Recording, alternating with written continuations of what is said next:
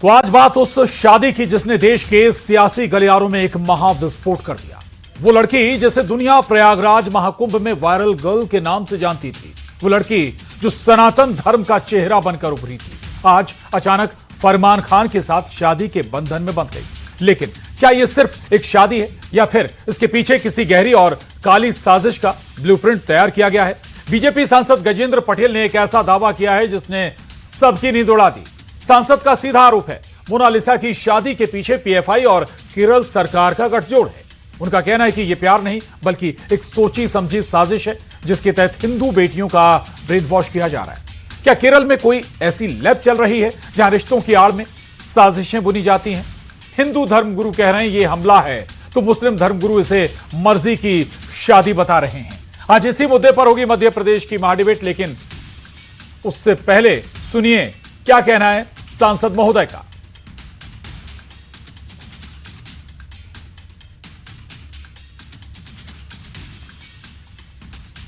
स्तर पर इसमें लोग इन्वॉल्वमेंट हैं और हमें शंका है कि इसमें केरल प्रदेश में करने का जो शादी की गई उसमें केरल के पीआईएफ संगठन के लोग भी इसमें इन्वॉल्वमेंट है।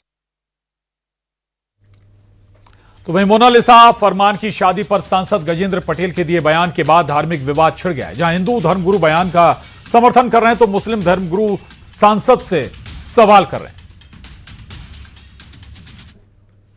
मोनालिसा है, उसको एक साजिश के तहत फंसाया गया। चूंकि आप ये देखिए कि सनातन पे किसी प्रकार से प्रहार करना तो इन लोगों से सीखा जाए। चूंकि फरमान भी यूपी का ही है और उसके पिताजी आज भी पंचर बनाते हैं। और यूपी में ही उत्तर प्रदेश में जब महाकुंभ लगाया गया उस समय ये माला बेचने वाली मोनालिसा को लंबा फाइनेंस करके हिंदू समाज को बदनाम करने की कोशिश की गई। उस लड़की को हाईलाइट किया गया और हाईलाइट करने के बाद उसके साथ लव जिहाद किया गया।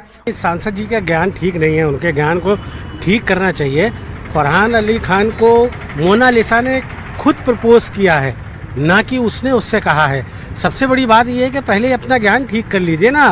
वो कुंभ की अखियों से गोली मारे वाली गर्ल, और उसने खुद जब कहीं कोई हिंदू समाज का आदमी उसको खतरा था, बहुत डर था, तब ले जाकर उसने खुद अपनी मर्जी के साथ शादी की है। बालिग है, ना उसमें किसी का रोल था ना किसी का लेना देना था। वो बहुत ही प्यार पूर्वक अपने साथ उसके साथ रह रही है। और मोनालिसा की शादी के बाद से लगातार ऐसे आरोप लगते रहे कि पीएफआई कनेक्शन, धोखा और साजिश, ये प्यार है या फिर मोनालिसा की बर्बादी। सवाल बहुत सारे हैं और ऐसे ही कुछ सवालों को लेकर आज की महाडिबेट होगी, बहस होगी। आपको सवाल आज के बता देते हैं, महत्वपूर्ण सवाल हमारी चर्चा के। पहला सवाल है, क्या मोनालिसा की शादी का पीएफआई कनेक्शन है कोई? ये महत्वपूर्ण सवाल है चूंकि दावा सांसद महोदय कर रहे हैं। दूसरा बड़ा सवाल, क्या किसी साजिश के तहत मोनालिसा को फंसाया गया है? कोई वाकई इसके पीछे साजिश है? इसकी भी पड़ताल करेंगे हम। और तीसरा बड़ा सवाल, क्या फरमान को शादी के लिए पैसे दिए गए? किसी तरह की कोई फंडिंग हुई क्या फरमान के लिए? यह भी महत्वपूर्ण सवाल है। ये तीनों महत्वपूर्ण सवाल ये भी हमारी चर्चा का हिस्सा रहेंगे। चर्चा शुरू करें। बेहद खास मेहमान, बड़ा पैनल हमारे साथ मौजूद है, उससे आपका तारुफ करा देते हैं। सागर कसेरा जी बीजेपी से हमारे साथ हैं और साथ ही मोहम्मद आसिफ खान साहब हैं, राजनीतिक विश्लेषक हैं, कांग्रेस के पक्ष की बात रखेंगे वो साथी। और डॉक्टर नितिशा मल्होत्रा जी हैं, हिंदू धर्मगुरु हैं। जमशेद आलम साहब, मुस्लिम स्कॉलर। मीनल पाठक जी, मॉडल। आप सभी का, चलिए मीनल पाठक जी हमारे साथ कुछ देर में जुड़ेंगी। बहुत स्वागत है आप सभी खास मेहमानों का। सबसे पहले सागर कसेरा जी, बहुत सारे सवाल हैं लेकिन सवाल पहला आपसे ही रहेगा। दो तीन बातें जरूर हैं कि आखिर भाई कोई बालिग अगर है तो भाई वो अपनी मर्जी से शादी कर सकती है, किसी के भी साथ विवाह कर सकती है, उसे क्यों रोका जाएगा? क्यों साजिश के आरोप लगाए जा रहे हैं? से तमाम बातें हैं। लेकिन ये बता दीजिए सागर कसेरा जी, सांसद महोदय कह रहे हैं कि पीएफआई कनेक्शन है, केरल कनेक्शन है। अरे कोई सबूत है क्या आपके पास? अगर कोई सबूत है तो रखिए, जांच आगे होगी। देखिए, सबूत भी देखे जाएंगे, सबूत भी ढूंढे जाएंगे और पूरी तह तक हम जाएंगे इसके क्या कनेक्शंस हैं और क्या इसके पीछे की साजिश है। लेकिन मैं स्पष्ट तौर से कहना चाहता हूं कि ये सिर्फ एक लड़की का मामला नहीं, यह भारत की बेटियों की सुरक्षा और उनके भविष्य और समाज के विश्वास का सवाल है। अगर कोई भी संगठित तरीके से किसी भी बेटी को धोखे में रखकर उसकी पहचान छुपाकर उसे दूर ले जाकर शादी करता है तो इसकी जांच होना आवश्यक है। आपने अपनी बात में कहा पहचान छुपाकर, साहब, फरमान और मोनालिसा दोनों साथ में एक्टिंग कर रहे थे, दोनों एक दूसरे को जानते थे लंबे समय से, एक दूसरे का धर्म जानते थे, फिर साजिश कहां से हो गई? कसेरा जी देखिए क्या, हाँ। देखिए होता क्या है, आप इस बात को बेहतर तरह से समझ सकते हैं जी। जो भी बेटियां या युवतियां होती हैं, किसी भी धोखे में रखकर उन्हें समझाना या उन्हें बरगलाना एक बहुत ही सरल प्रक्रिया है, जो बहुत आसानी से इस प्रकार के लोग जो गैर जिम्मेदाराना तरीके से जिम्मेदारी से अपने एक प्रकार का गठबंधन बना करके उन्हें बरगला करके शादी करने का प्रयास करते हैं। ये कोई एक मसला नहीं है, हम तो देखते ही आए हैं कि हमारे भारत की कई बेटियां जो हमें कई टुकड़ों में मिली हुई पाई गई है, तो वो भी तो किसी न किसी साजिश के तहत ही उनके साथ उस प्रकार का दुराचार या दुराग्रह हुआ है। तो मुझे लगता है ये राजनीति का विषय नहीं है, ये सुरक्षा का मुद्दा है। बीजेपी इस मुद्दे को राजनीति से नहीं देखती है, बल्कि एक बेटी को न्याय दिलाने की बात करके देखती है। अगर परिवार खुद मदद मांगता है तो मुझे लगता है कि माननीय सांसद जी से वो परिवार आके मिलता है, तो क्या सरकार इस पर चुप बैठे? तो इस पर जांच से किसी को भी मुझे लगता है डर होना नहीं चाहिए। जांच का डर है क्यों? हम एक निष्पक्ष उच्च स्तरीय जांच की मांग करते हैं। अगर सब कुछ सही है तो जांच से डर कैसा है? लेकिन अगर इसमें कोई साजिश है तो सच सामने आना ही चाहिए, और ये भारत की बेटियों का कह रहे हैं आप, बिल्कुल सच, ठीक है, सच सामने आना चाहिए। मोहम्मद आसिफ खान साहब कांग्रेस का पक्ष भी रखेंगे, राजनीतिक विश्लेषक भी हैं। मोहम्मद आसिफ खान साहब, ये बताइए, परिवार डिमांड कर रहा है, जिसने उस बच्ची को पाला है, जीवन दिया है, 20 साल उसका पालन पोषण किया, वो कह रहा है कि भाई साजिश हुई है तो एक बार जांच नहीं की जा सकती क्या? और दूसरा ये कि क्या अगर कोई बालिग है तो क्या उसके खिलाफ साजिश नहीं हो सकती, वो साजिश में नहीं फंस सकता? आसिफ साहब देखिए, मैं कहूंगा मोहब्बत में शादी होती आई है, हाँ, लड़का मुसलमान हो या हिंदू हो, बहुत सारी मिसालें हैं जी। जब भारतीय जनता पार्टी के सांसद, मंत्री, स्पोक पर्सन हिंदू लड़कियों शादी करते हैं, तब इन्हें लहू जहाज नजर नहीं आता। जो पार्लियामेंट में सांसद साहब कह रहे हैं, उन्हें बगल में बैठते हैं जी। मैं नाम लूंगा तो बड़ी लंबी भारतीय जनता पार्टी के, नहीं, आप भी नाम बिल्कुल लीजिए, कोई आपत्ति नहीं है साहब, बिल्कुल नाम लीजिए, फिर मैं भी पूछूंगा आपसे जी। नुसरत भरूचा महाकाल जाती हैं, नुसरत भरूचा महाकाल मंदिर जाती है दर्शन करने, फतवा जारी हो जाता है जी। आसिफ खान साहब, हाँ, क्योंकि भारतीय जनता पार्टी से पूछने की हिम्मत तो नहीं मिली थी, तो अगर होती तो भारतीय जनता पार्टी के प्रवक्ता से नाम लेके पूछ रहे होते कि इनके मंत्री जिनका नाम मुख्तार अब्बास नकवी है, इनके मंत्री सांसद जिनका नाम शाहनवाज हुसैन है, जफर आलम साहब जी, वसीम रजा साहब, एक लंबी फहरिस्त है, बहुत लंबी। नहीं, दूसरे पक्ष की भी लंबी फहरिस्त होगी साहब, दूसरे पक्ष की भी फहरिस्त छोटी नहीं होगी सुन तो जी। हाँ, सुन तो लीजिए, तकलीफ भारतीय जनता पार्टी को होनी चाहिए। जब उनकी पोल खोल रहा हूं, नहीं बिल्कुल खोलिए साहब, मैं तो कह रहा हूं नाम लेके खोलिए आप जी। मैं नाम लेके खोलता हूं, इन लोगों को नजर नहीं आता, इन्हें लगा कि किस तरीके से एक पेंशन लगाने वाले के बेटा ने मोहब्बत में शादी कर ली, आज तो पेंशन वाले का बच्चा हो, चाहे किसी का गरीब आदमी का बच्चा हो। अभी यूपीएससी के एग्जाम क्लियर गए हैं उन्हीं बच्चों ने, जिनके बाप बापा ने रिक्शा चलाया, चाय की दुकान पे काम किया, ऑटो ड्राइवर चलाए, वो भी इनकी आंखों में चुभ रहे हैं। ये इनकी सोच देखिए, इनकी आंखों की सोच। क्या बोलते हैं, अभी कश्मीर के अंदर किस तरीके से मेडिकल कॉलेज को बंद किया गया, वो भी एग्जाम क्लियर करके आए थे। ये भारतीय जनता पार्टी की सोच कितनी गंदी सोच है।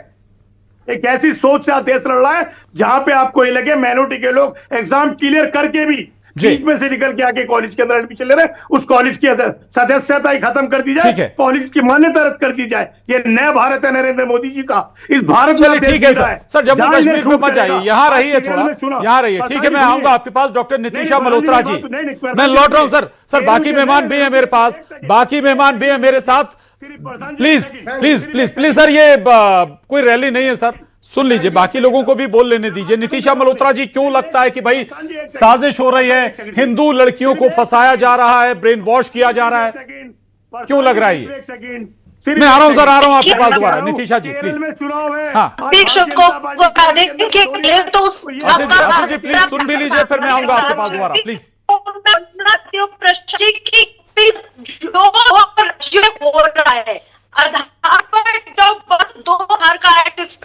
आपकी आवाज में थोड़ी सी दिक्कत हो रही है नितिशा मल्होत्रा जी, मैं दोबारा आऊंगा आपके पास, ठीक है। हमारे साथ जमशेद आलम साहब भी जुड़े हुए हैं। जमशेद आलम साहब, ठीक है, अब इंटर कास्ट या इंटर रिलीजन मैरिज होती रही है, कोई बहुत वो नहीं है, बहुत सारे उदाहरण, सैकड़ों नहीं बल्कि हजारों इवन लाखों उदाहरण भी हो सकते हैं, लेकिन जब बात अपने धर्म की आती है तो सवाल खड़ा हो जाता है।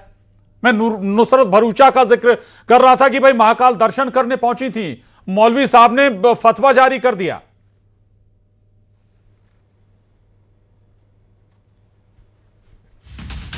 देखिए, धर्म की आड़ में बहुत सारे षड्यंत्र पनप रहे हैं जी। धर्म की आड़ में बहुत सारे षड्यंत्र पनप रहे हैं।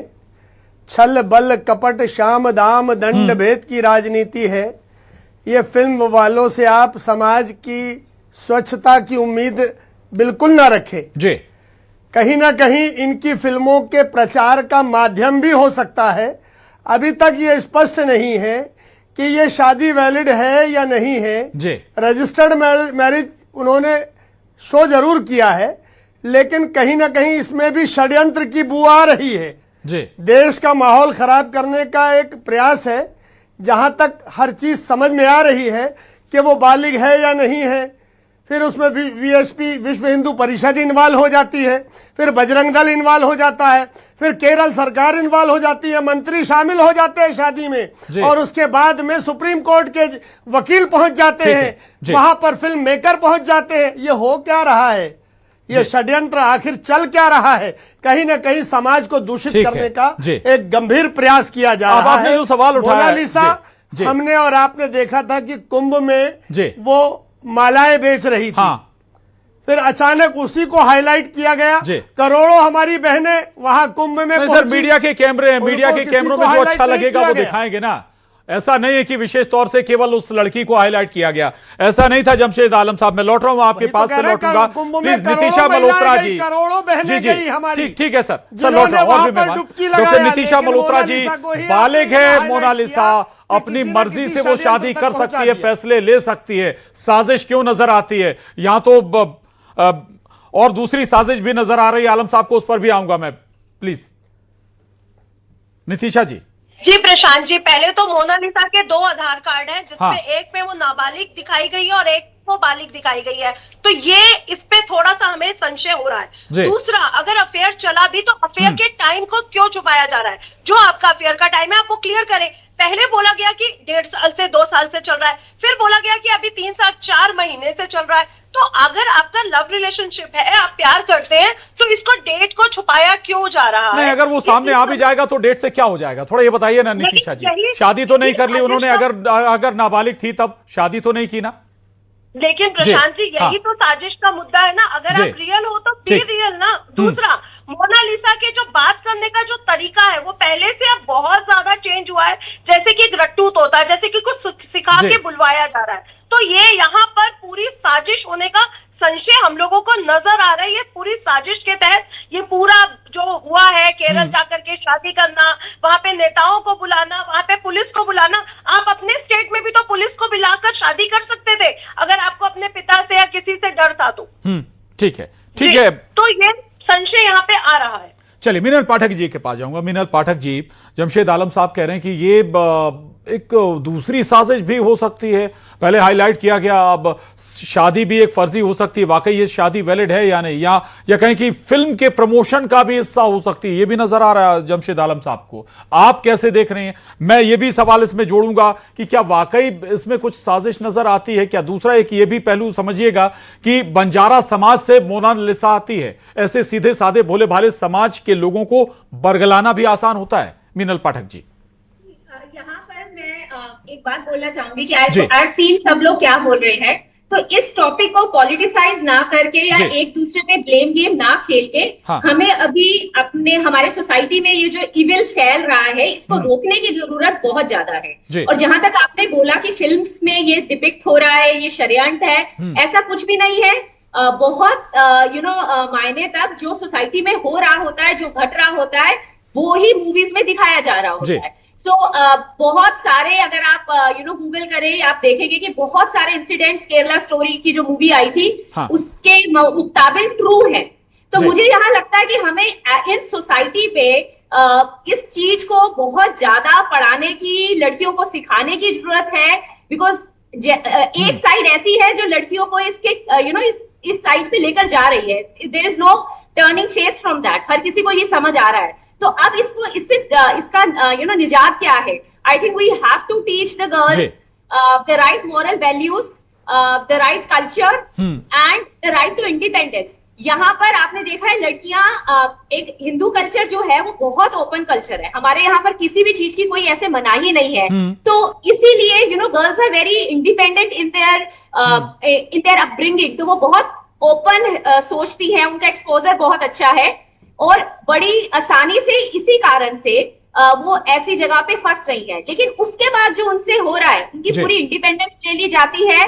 सडनली आपने कितनी पिक्चर्स देखी है, मतलब the entire social media is flooded with these pictures and video.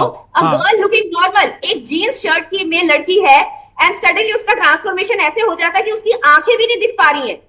मतलब एक लड़की को ये सिखाना पढ़ाना कितनी जरूरी है। क्या तुम ऐसी लाइफ चाह रही हो? क्या तुम ये चाहती हो कि प्यार के नाम पे तुम्हारी जिंदगी ऐसी हो जाए, तुम्हारी सारी लिबर्टीज छीन ली जाए तुमसे, तुम्हारा right to education, your right to move out, your right to feel free, your right to move around, ये सब तुमसे ले लिया जाएगा।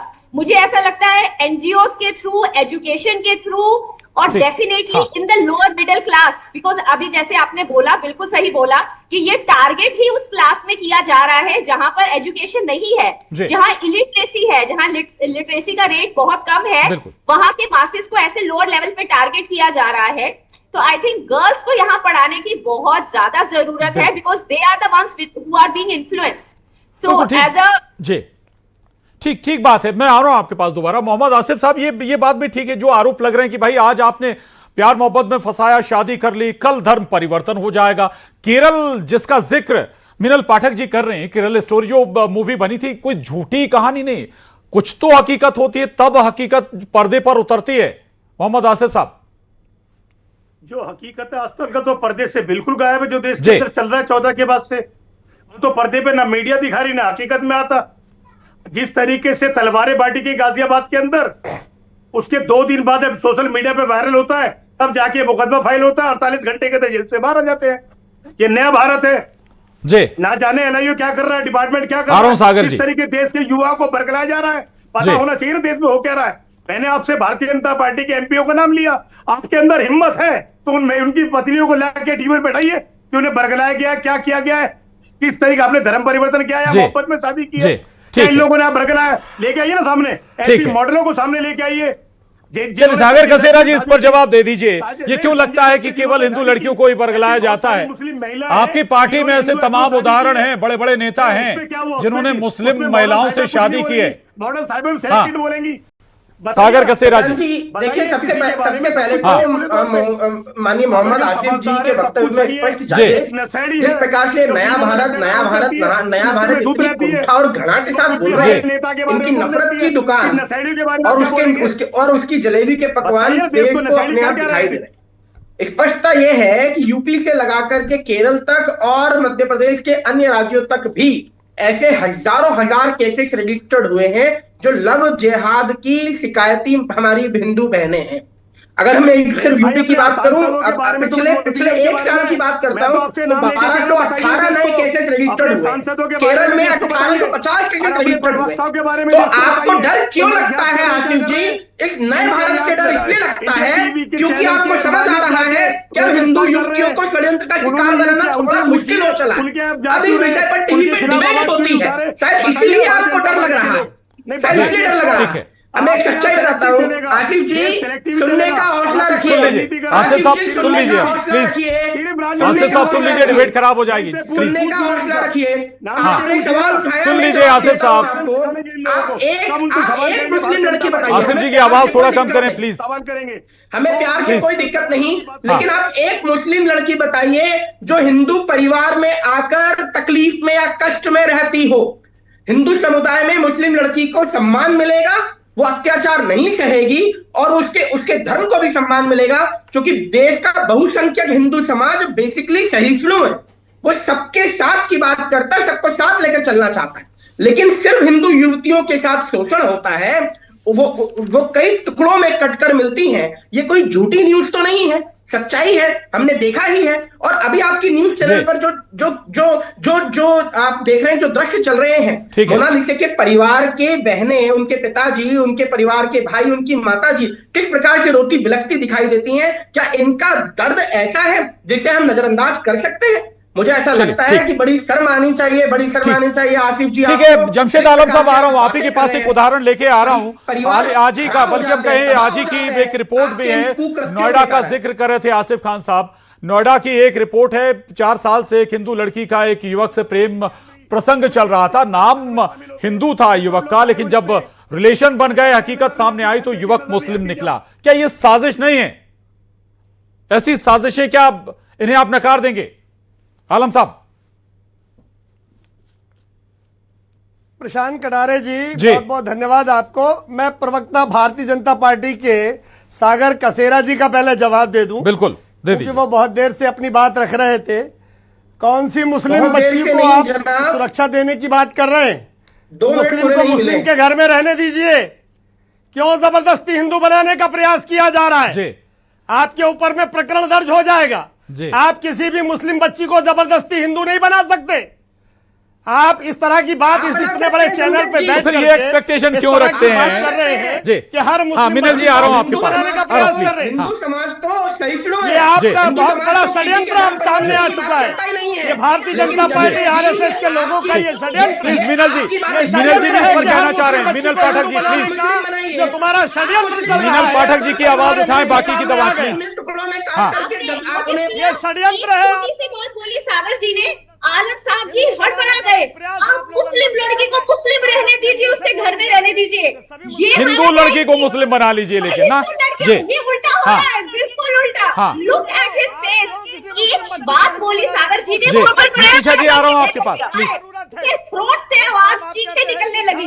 और हम तब से बता रहे हैं कि हिंदू लड़कियों के खिलाफ साजिश हो रही है, केसेस निकल रहे हैं, रिपोर्ट्स आ रही हैं, एविडेंसेस है, सब भरा पड़ा है। वो उनका आलम जमशेद साहब की भी आवाज थोड़ा सुनाइए। ऐसा कुछ नहीं हो रहा है, ऐसा कुछ नहीं हो रहा है। अरे ये दोगलापन, ये आप लोग करवाते हैं। जी, हिंदू लड़की अगर धर्म परिवर्तन कर ले तो कोई दिक्कत नहीं, वो अपने मन से कर रही है। यानी आलम साहब यही कहना चाह रहे हैं। नितिशा जी, नितिशा मल्होत्रा जी प्लीज, वक्त कम है जी। मैं भी यही कहना चाहूंगी, ये बात गलत है। अगर प्रेम प्रसंग की बात हो रही है तो चाहे हिंदू हो चाहे मुस्लिम हो, लेकिन साजिश यहाँ पे दिख रही है और हिंदू लड़कियों के साथ साजिश होती आ रही है। इसका ये इतिहास गवाह है और भविष्य में भी हम इसको देखना नहीं चाहते, इसलिए हम लोग इसका उल्लंघन करते और ये कहते हैं कि ये नहीं होना चाहिए। और आप इस बात को आगे मत बढ़ाइए कि मुस्लिम लड़की हिंदू के घर नहीं जा सकती, लेकिन हिंदू लड़की मुस्लिम के घर आ सकती है। ये आपकी गलत बात है। आलम साहब, कम से कम दोनों तस्वीरों को एक नजर से देखिए, एक चश्मे से देखिए। ये कभी नहीं देखते हैं दोनों बातों को एक नजर से। कहा है। हाँ, मैंने ये बात बराबर कही है कि क्यों कोई हिंदू मुसलमान हो और क्यों कोई मुसलमान हिंदू हो, जो जिस धर्म को फॉलो करता है वो उसका सम्मान करे, अपने माँ बाप का सम्मान करे, अपने खानदान का सम्मान करे, अपने परिवार में, रिश्ते में, अपने लोगों में शादी करे। क्यों किसी की धर्म को हम भ्रष्ट करें और क्यों किसी के धर्म का धर्मांतरण करें? ये बात इनको समझाइए। ये भारतीय जनता पार्टी के प्रवक्ता है। ये बात ठीक बात है, ये बात हमें अपने अपनों को समझानी पड़ेगी। लेकिन जब बात आती है कि भाई चलिए ठीक, चलिए माफी चाहूंगा, वक्त इतना ही है आज चर्चा में, बस इतना ही। लेकिन बड़ा महत्वपूर्ण सवाल है कि वाकई क्या साजिश हो रही है, और अगर साजिश हो रही तो ये साजिश कैसे रची जा रही है, इसे पकड़ क्यों नहीं पा रहे हैं आप सभी खास मेहमानों का धन्यवाद। महाडिबेट में बस इतना ही।